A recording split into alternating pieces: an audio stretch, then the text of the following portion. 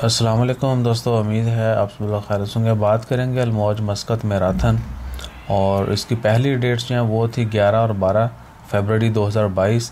अब कोविड की वजह से उसकी डेट जो हैं वो पोस्टपोन करके अगली डेट्स दे दी गई हैं और नई डेट्स जो हैं वो 11 और 12 नवंबर हैं।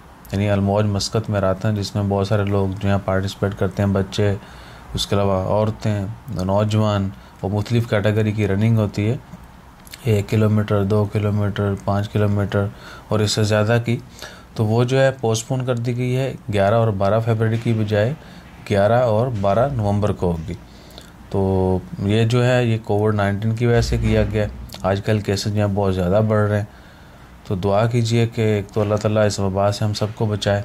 आप सबसे मैंने पहले भी जिक्र किया था वीडियो में कि प्रिकॉशन जो है वो लाजमी करें, कहीं ऐसा ना हो कि बंदा अक्सर जो है ना वो छोटी मोटी नज़रअंदाज कोई चीज़ करता है तो उसकी वजह से किसी न किसी बीमारी का लायक हो सकता है। और कोविड तो बहुत फास्ट जो है वो फैलता है। अपना ख्याल रखें और अपनी सेहत का ख्याल रखिए। इंशाअल्लाह ताला खैर जैसे मज़ीद अपडेट्स आती हैं वो भी शेयर करते हैं। जज़ाकल्लाह, अल्लाह हाफ़िज़।